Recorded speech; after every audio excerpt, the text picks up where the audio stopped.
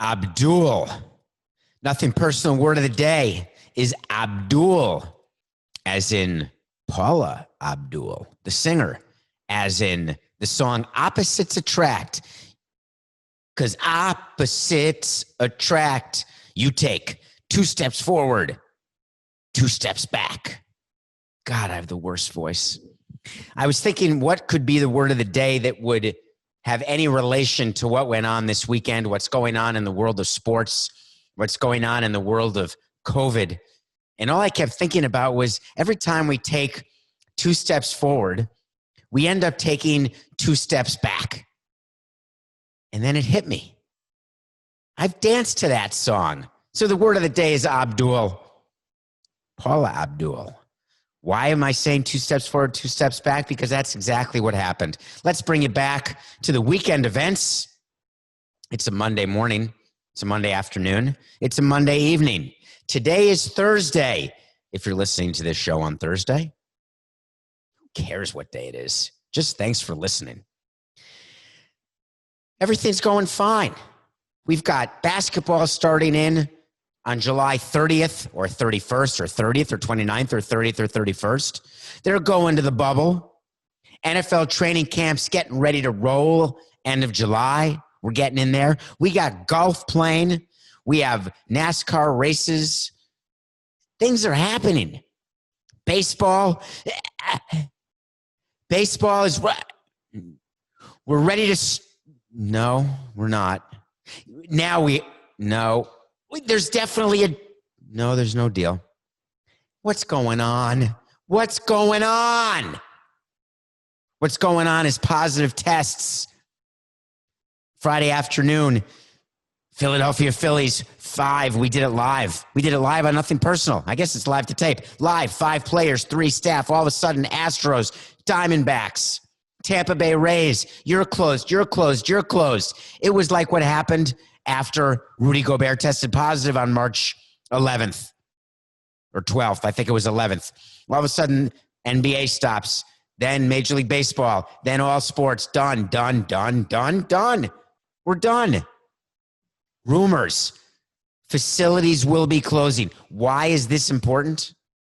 Because in baseball, what was going on is there were a lot of players in Florida, which, as you know, is the absolute epicenter of coronavirus. But don't worry, it's only impacting people under 32 years old now. We're in the clear, except if you're a player. So they're going to their facilities, whether on the west coast of Florida or the east coast of Florida. They're trying to get ready because while there is no economic deal, there's going to be an economic deal. While there is no health protocol in place, there's going to be a health protocol in place. There's going to be spring training starting immediately. 3 weeks is all you have. And then that's it. Regular season, July 4th. No, July 15th. No, I think it'll be July 19th. No, it's really now July 24th to July 27th. Huh? Who's sick of it? I am. Who's tired of the back and forth? The players are going to vote. The players aren't going to vote. The facilities are open. The facilities are closed. You need a scorecard. So baseball closed every spring training facility. All 30. Done. Well, there aren't 30 facilities because some teams share facilities. Every facility where every team was working out is closed. But by the way, if you're the Marlins and you have a home park in Florida, the players are working out at the home park at Marlins Park. They're just not working out in Jupiter at the spring training facility, which is amazing because there's really no difference other than 90 miles between Marlins Park and Roger Dean Stadium in Jupiter, Florida. So baseball was closing spring training facilities, but not home facilities. But what if the home facilities are right near the spring training facilities?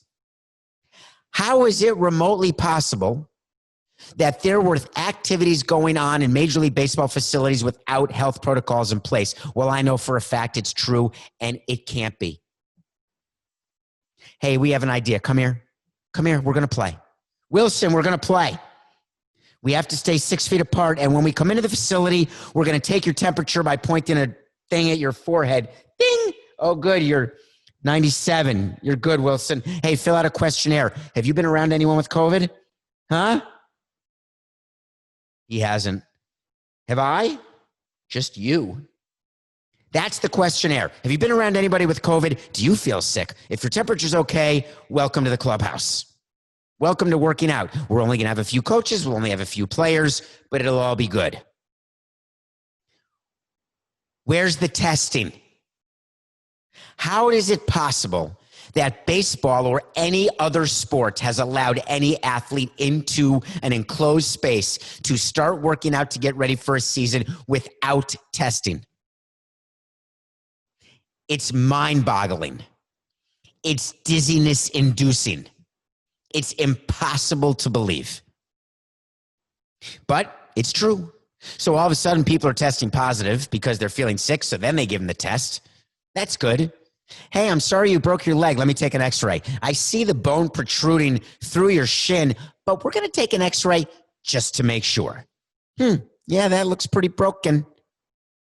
Oh, you're right. That's not a good example. Why? Because coronavirus, the bone is not protruding through your skin. As a matter of fact, you feel just fine, but you still have it. Now you may be asymptomatic, which is then celebrated by certain people politically or spiritually or medically, saying if you're asymptomatic, who would know? Well, test, but it doesn't matter. But if you're asymptomatic, can you then pass the virus on to somebody else who may not be asymptomatic when they get the virus? Yes, you can. So baseball decided we're closing them all. We're going to clean them. Huh? What? Okay. You're going to clean the facilities? What were you doing before?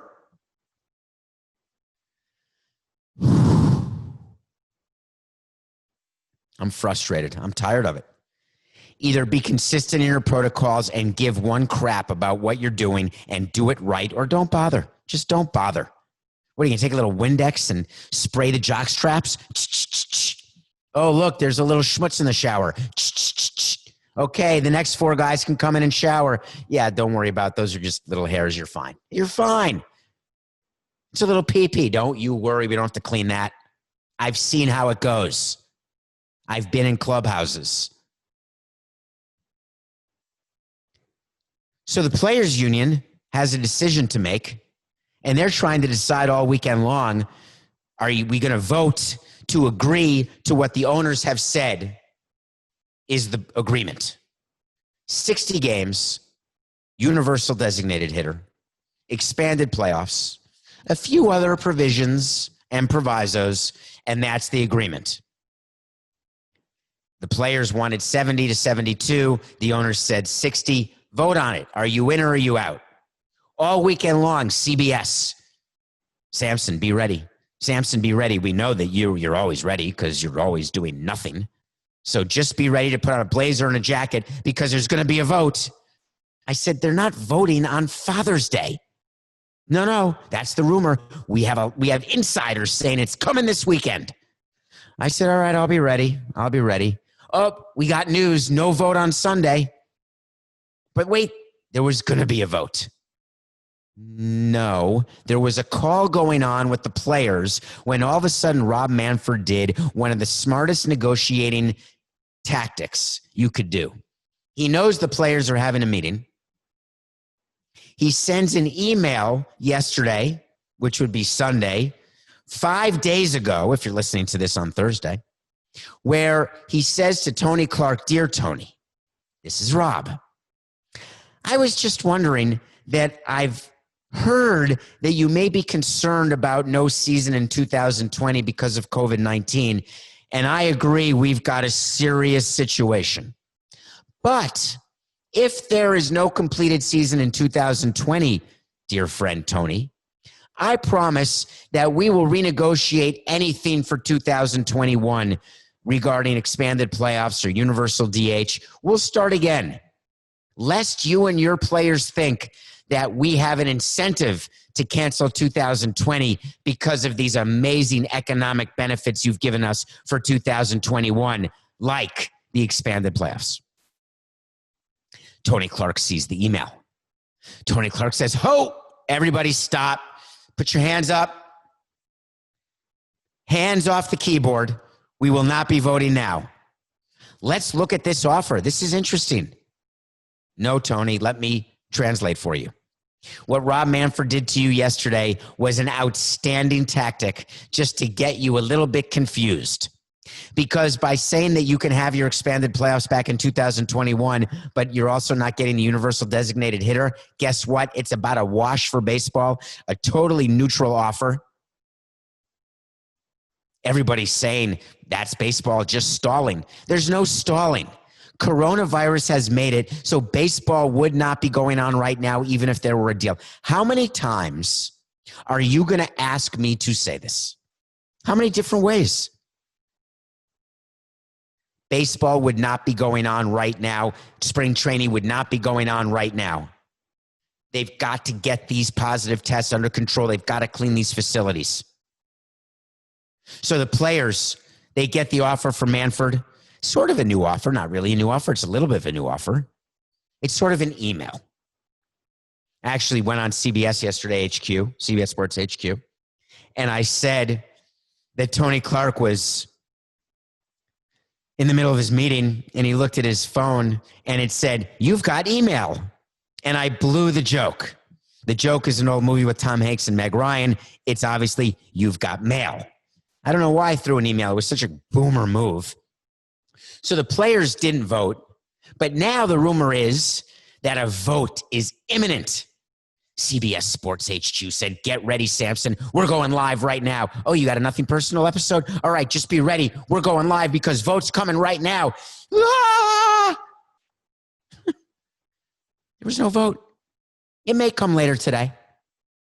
What's the significance of a player vote right now? If the players vote no, then MLB decides, are they going to impose a schedule or are they going to negotiate further and get to a point where the players can vote yes? If the players vote yes, does that mean the negotiating's done and spring training starts a week from yesterday, 2 weeks from a week ago, 1 week from the day after tomorrow? Do you get my point? No one knows the actual date because they got to actually clean the facilities, figure out what they're going to do with all the positive tests, figure out where they're going to have spring training because it's not going to be in Florida, Arizona. It's got to be at the home parks unless you are Florida or Arizona, in which case it is at your home park, which is in the states where you're having a problem, much like California and also Texas. Oh, okay, how's Georgia? It's fine.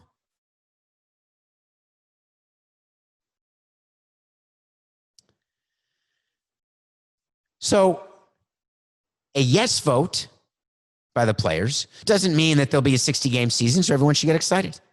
What it means is they would then have the basis for an economic agreement. Then they would have to figure out the health protocols. Then they've got to figure out if they can even play. Breaking news alert. We've got breaking news. Breaking news. There's been no vote right now. Breaking news. There are still people testing positive.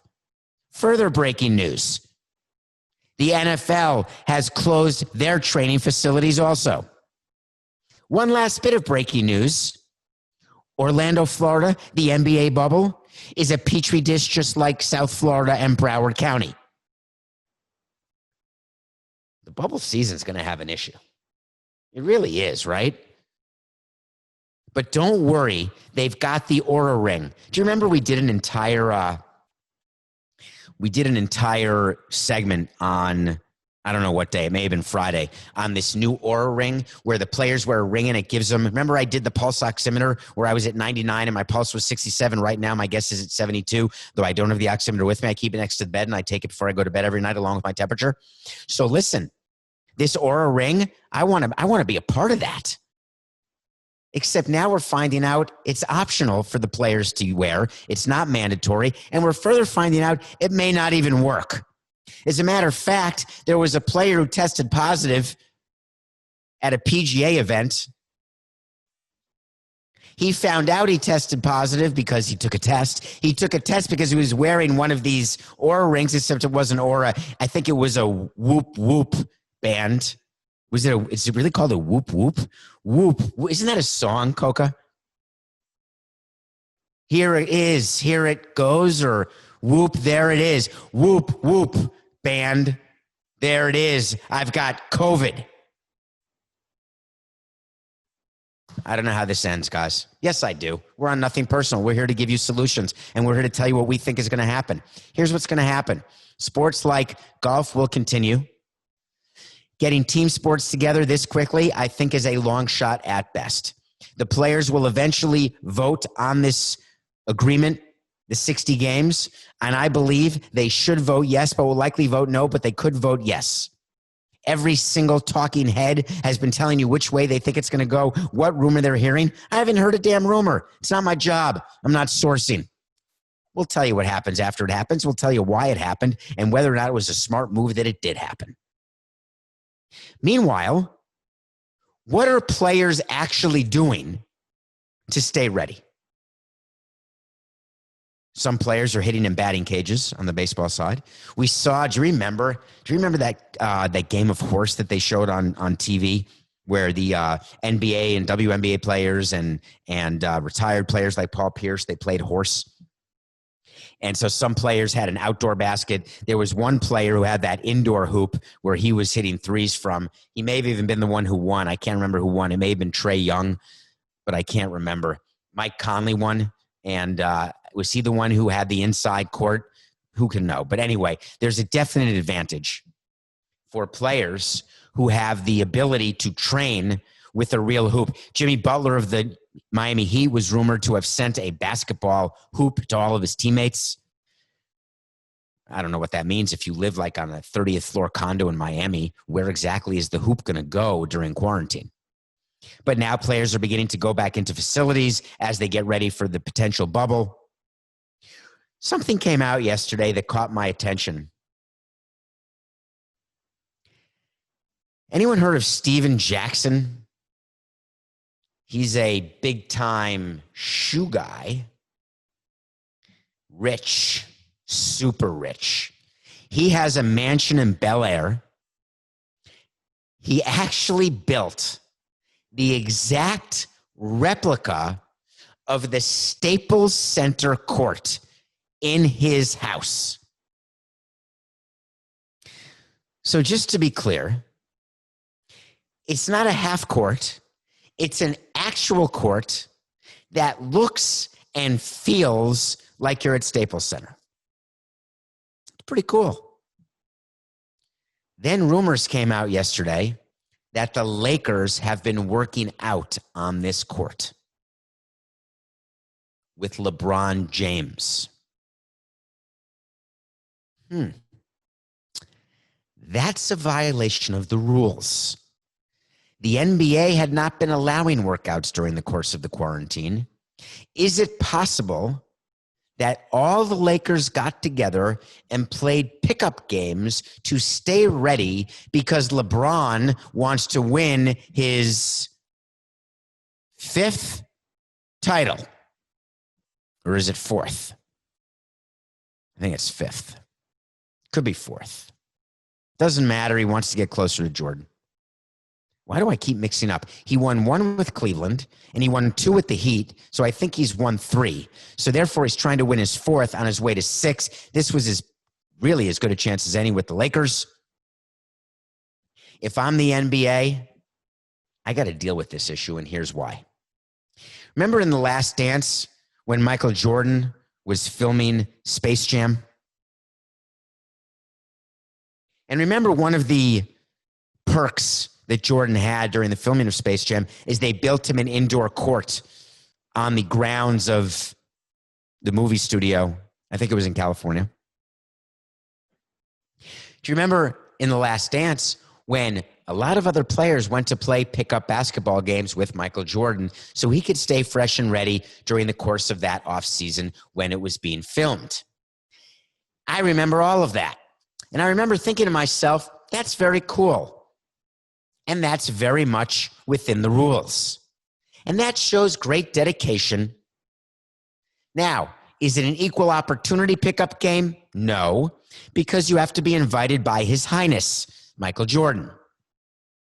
Now, he did invite players other than those on the Bulls because he craved the competition, and that's the way to stay sharp, is to play with players who are as good or better than you are. Jordan could never do it, so he had to play with the best of the best and just say he could have incremental sort of growth in his stay in shape. LeBron James is in a similar situation. He's trying to stay in shape. He's got an older body. He doesn't want to stay in quarantine. He likely has an indoor court. I shouldn't say that. I've never been to his place. It's actually a house I've never been to in LA. The assumption is there's some sort of court, but it's not the Staples Center court. And there may be too much attention given if you had a lot of people in the driveway in LeBron's neighborhood. So is it possible that all these Lakers went to Steven Jackson's house and played on the secret replica Staples Court in the middle of his Bel Air mansion? If you're the NBA, you've got to look into this. To me, this is as serious as PEDs, and this is as serious as sign stealing by the Astros and the Red Sox and the Yankees and every other team. Now, before you take this as a bad take, let me explain why it's not. The whole point of PEDs and sign stealing and why it's an issue is that what leagues try to do is make sure there's a level playing field where the biggest differentiating factor is the talent of the athletes and the talent of the front office, those people putting that group of athletes together. When there's quarantine and there's a rule that there will not be anybody working out, that's because there are many players who don't have access to either a Bel Air mansion court. They're not invited by LeBron James. They don't have the ability to have a half court or a full court in their own homes. They don't have the ability to go to a local YMCA and have a key and open the door and start taking shots and having workouts. And certainly they're not taking the chance to actually play as a team and make sure that team chemistry stays the same. Why is this so critical? Because when the NBA starts, there's only going to be, in theory, at best, 8 regular season games, and then right into the playoffs. So any team that can get its act back together and play the way they had been playing, they will have an advantage, a definite advantage come playoff time. You think the Milwaukee Bucks wouldn't want to keep their team and keep their momentum rolling and have practices as a team on a court? Do you think the whole team is in Milwaukee? Do I think the whole Laker team is in LA? I think if LeBron James says, hey, we're having some practices here on the replica Staples Center court of Bel Air Mansion and shoe magnate Steven Jackson, I'm going to need you to be here at 4 p.m. on Wednesday. Guess what? The players are going to be there at 4 p.m. on Wednesday. But now you're telling me, well, wait a minute. Dwight Howard came out with a statement saying it's very important that we don't think about coming back. We may want to come back. We may not want to come back, but we have to really be focused on the social injustice that's going on. Take this time to be with families. So did all the Lakers practice but not Dwight Howard? Or was Dwight Howard practicing while preaching that he may or may not want to go back to the bubble? This is an issue for the NBA. They're going to deal with it. Now, they may deal with it by doing it quietly, not wanting to draw attention to it. But if the Lakers come out and they start winning and winning and winning and the Clippers don't and the Bucks don't, you're going to hear about this again. Mark my words.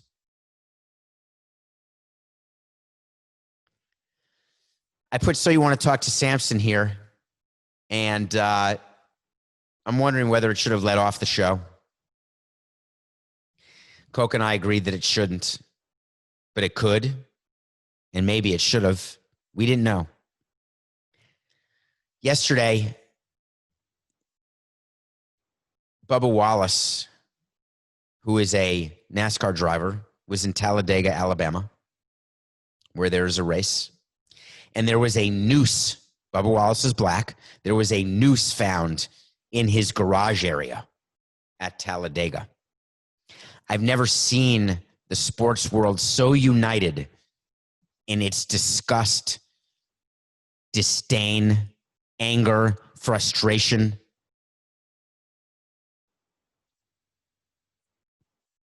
And rallying around Bubba Wallace. NASCAR did a statement about how unacceptable it is, how they're going to bring to justice and find who did it. There's rumors it was an inside job. Does that mean someone at NASCAR? There's got to be cameras in these garage stalls. At least there should be. What struck me as interesting is I was thinking about NASCAR. NASCAR, as you know, just eliminated the Confederate flag. Somebody rented a plane. Let me make sure that you're with me on how this works. Do you know those planes when you're at the beach and the planes they're carrying like a sign behind them? So somebody rented a plane and talked about defunding NASCAR. Talked about basically how wrong it was that NASCAR is not allowing the Confederate flag. I think we're all pretty clear on who NASCAR fans are, where their base is. I think we're all clear that no one was surprised that there was a noose found in Bubba Wallace's stall in Talladega in Alabama. This is not a general statement that every NASCAR fans are racist. This is a reality that on a percentage basis, purely anecdotally,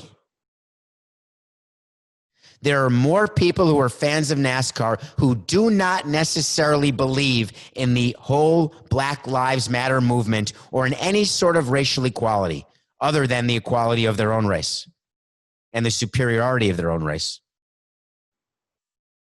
This is not groundbreaking. You're not getting this from Nothing Personal as though you've never heard this from anywhere. This has been going on for decades. So instead of piling on the way everybody else is, instead of taking a sad tone the way everybody is, every media member's getting on and taking advantage, leading off the show, what a nightmare this is. It's not surprising. We knew this would be. What are they going to do? Let's find the person. Let's rally behind Bubba Wallace. Let's drive our cars around the track with him one time in solidarity. That's a bunch of crap. This isn't about showing solidarity to Bubba Wallace. It's about appreciating the fact that change may be starting to happen. But if you think that it's just going to happen overnight or over the course of 5 days, 7 days, 2 weeks, or 3 weeks of demonstrations or riots or protests, that's not how it works in the world. If it worked that way, then Martin Luther King would have accomplished everything he set out to do, and that'd be the end of it. The reality is that issues like this, that what happened in Talladega, are going to keep happening because until those racists die, there will still be racists who are trying to make sure that the white race stays supreme. This is the first inning of dealing with this issue. The object of the game is to stop other people after they are born from turning into racists, which means you've got to get the racists all to die from old age or whatever they're going to die from. Then all of their children, you have to hope that you can break the chain. People are saying the person who did this news should be ashamed of himself. How can he look himself in the mirror? You people are all missing the point. Do you know how he looks in the mirror and what he says? He's congratulating himself, kissing his bicep, because he's doing exactly what he wants to do because it's how he feels. He doesn't want Bubba Wallace as a NASCAR driver. You think he's looking in the mirror and saying, oh my God, what have I done? I shouldn't have done that. I totally regret doing it. No, he doesn't regret it. Not in the least.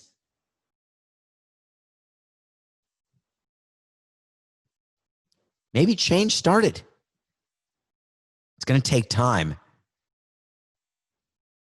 And instead of your knee on someone's neck, if all of our feet were on the pedal of change, then maybe we can guarantee its existence in the future.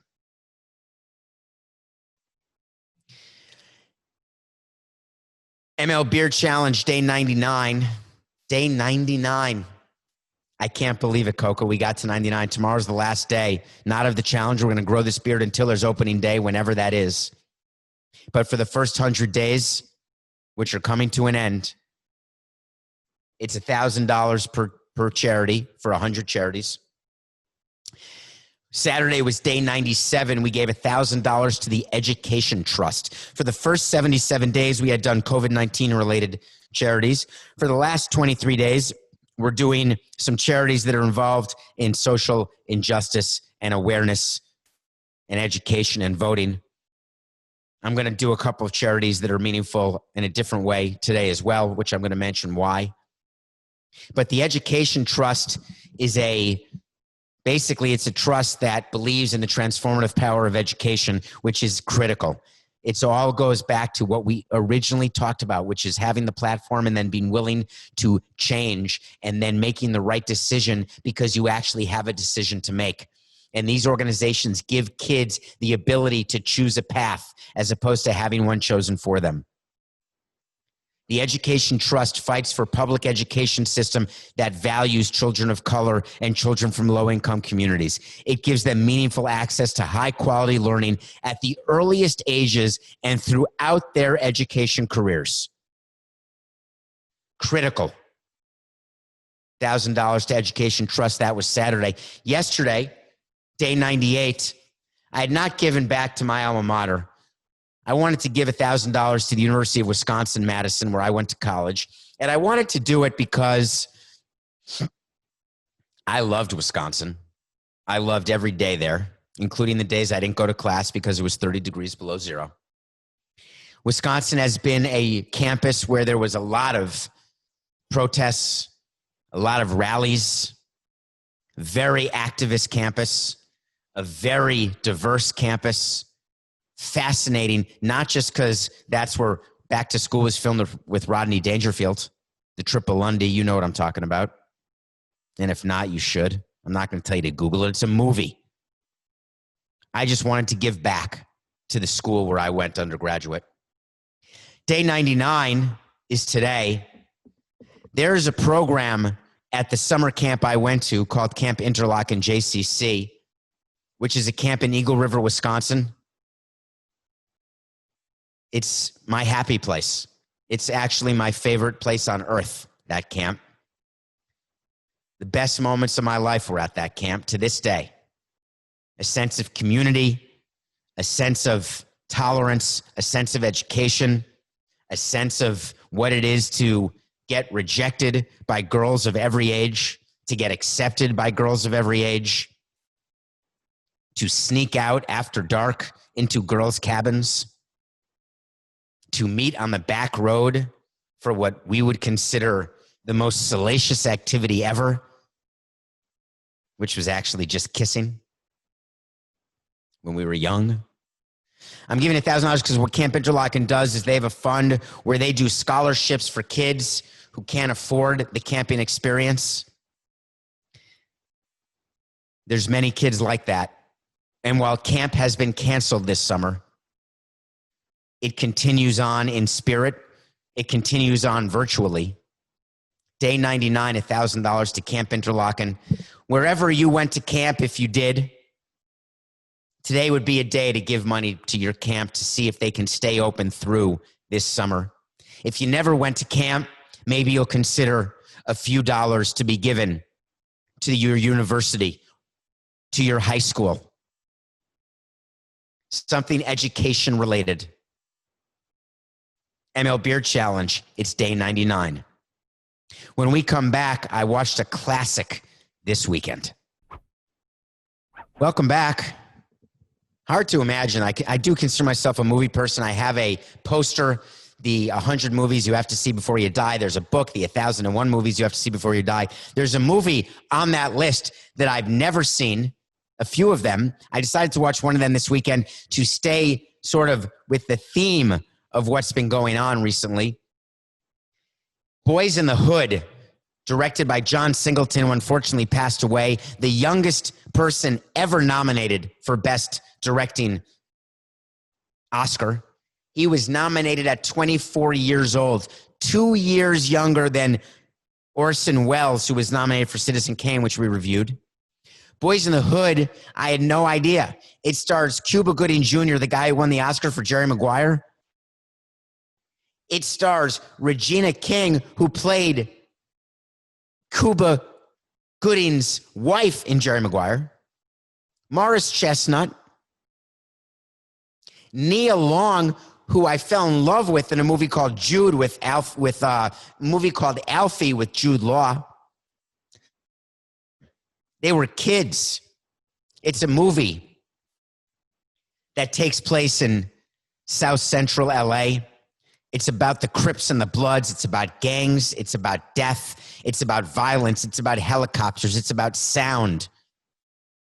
It's about tragedy. And it's from 1991. It's 29 years old.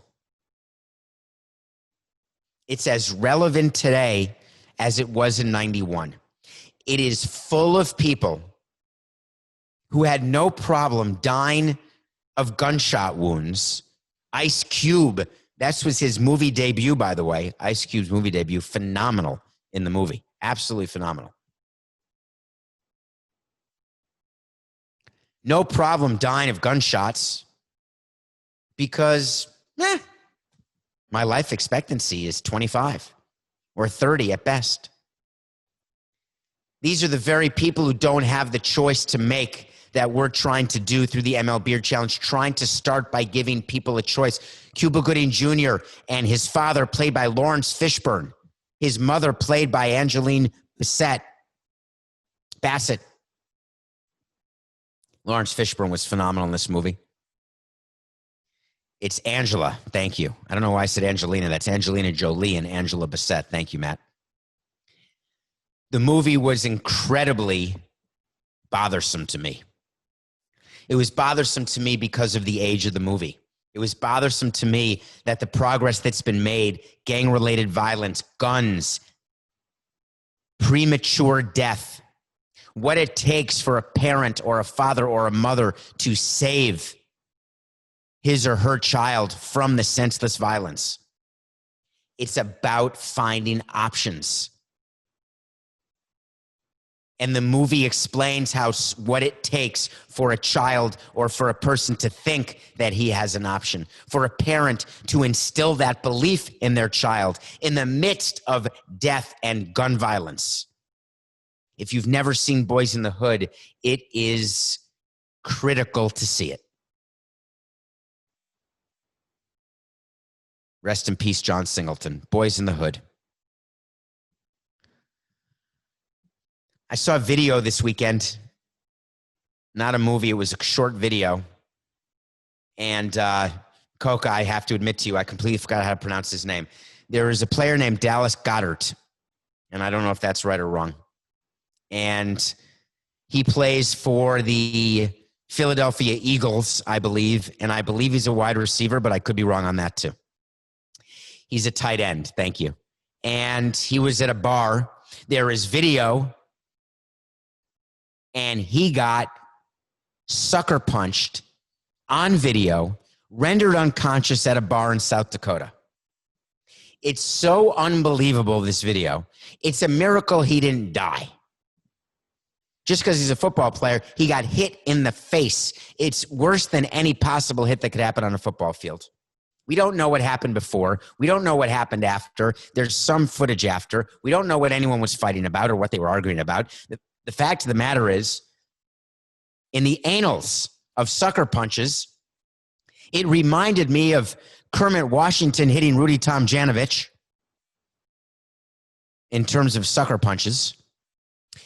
And I got to thinking, what do you do when you're the team president and you get a call? Because the call went, right? So the tight end, Goddard, is out cold.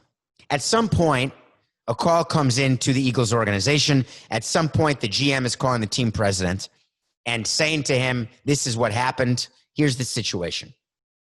And it got me thinking, as team president of the Marlins for all those years, did I ever get a call like that? And I immediately remembered I did.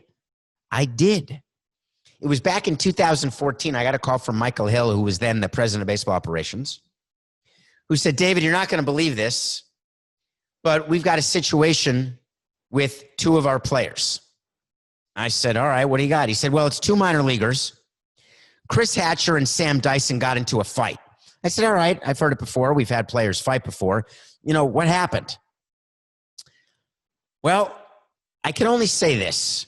They were at a bar, and Chris Hatcher basically sucker punched Sam Dyson, broke his wrist. Dyson's out 6 weeks. What are we going to do?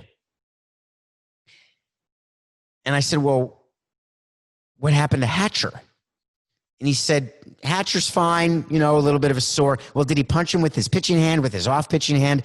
Can you imagine the first thing in my head is, you know, do we have, because I knew Hatcher was a prospect, Dyson was a prospect. Is that a thing? Hatcher was a converted catcher who we were making into a pitcher. We ended up suspending Chris Hatcher for 5 games, and here's why. We knew why the fight had happened, but it didn't matter. As a consequentialist, when dealing with punishment as team president, you have to be consistent in your application of the following rule. You may not lay a hand on a teammate. Hard stop. I don't care what the teammate may or may not have done to you. I don't care if you guys have a disagreement. I don't care if you hate each other. You guys make your living with your bodies, and your bodies are needed by me to perform at your optimum level so we can have as deep an organization as win as many games. We have enough problems with players getting injured because of activities that take place on the field. I was always intolerant, completely intolerant of any player who got hurt off the field. However accidental that was. Whenever I was told it was accidental, I would never believe the player, because normally these injuries happen when you're doing something you shouldn't be doing. Anytime you hear a player, when you get a call, oh, the guy tripped down the stairs. He fell down the stairs. Remember Salvador Perez of the Kansas City Royals? He was carrying his luggage, I think, his suitcase up the stairs after a road trip. He fell. He hurt his knee. He's out for the year. Really? Really? Really? Don't think so. So the call comes in, and I remember thinking to myself, are these guys idiots? How can it be that you would risk your career as a baseball player? It's like a surgeon getting into a fight. Why would you do that? Without your hands, it's going to be really hard to do what you do and what you get paid to do. When I was told what the reason was, and I was asked, does that change? I had to be very strict with myself, because it shouldn't matter when teammates fight, why they fight. We need to explain to every member of the organization, because everybody knew, by the way. Word had gotten out immediately about this argument. Word had gotten out exactly how screwed up Dyson's face was. Word had already gotten out. And we had to make it clear that if you've got clubhouse or outside of clubhouse issues, you can come to us and we'll deal with it. But to think that your only option is that you are going to handle it yourself with physical action, we are going to suspend you. Now, why 5 games? Because I felt as though 5 games was the right number. Because in a minor league system, or even as a major leaguer, 5 games is not a small amount. Now, in baseball, you know that every 10 games is a football game, right? There's 160 games in a regular season, 162, 16 football games in a regular season. So the ratio is about 10 to 1. So I felt as though 5 games, right? So every 10 games is a season, 5 games. Let me try this again. Are you ready? Cut. Take 5. Every 10 games is the equivalent of 1 football game. If you suspend a player for 5 games, that's like saying to a player, all right, you're not playing the first half. Why is that enough? Because when you are trying to set an example for a player and you tell that player, if you don't come to practice, if you don't follow the rules, if you do anything that you should not be doing, we're not going to stop you from playing. We're not going to kick you off the team, but you're not going to get to go out in this first half with your team. That's your punishment. I always felt like that was a good model in terms of punishment. Dallas Goedert is lucky he's going to be okay. It was not a teammate that we know who punched him, though we don't know. Reminded me of the Chris Hatcher, Sam Dyson story. Not the only clubhouse skirmish I've ever seen. The one that was one of the most memorable in terms of the injury that took place because Hatcher clocked him. Okay. By the way, Coca would like me to point out, correctly so, that the person who punched Goedert has now been arrested. And of course he's from Florida because Florida. Everything has a relation to Florida. Now, there were no charges pressed in the Sam Dyson, Chris Hatcher incident. Could there have been? Maybe. All right, one quick correction before we go today. I talked about Bill Cartwright and those Oura rings from the University of California, San Francisco, that they're being studied to see whether they work in order to tell you 3 days in advance whether there's going to be COVID. And I said Bill Cartwright was an alum. And it was pointed out to me that no, Bill Cartwright actually went to the University of San Francisco, which is totally different from the school leading the Oura ring research, which is UC San Francisco. Now, is Bill Cartwright the only player of note who went to the University of San Francisco? No, check it out. There may be a number 6 from the Boston Celtics who did. We're going to be back to you with updates on baseball throughout the week. Stuff's going to be happening because you know exactly what the players are doing on a vote and on a call right now. The owners are sitting there waiting to hear because there's a lot of business going on, and we're only a few days from that business becoming very personal.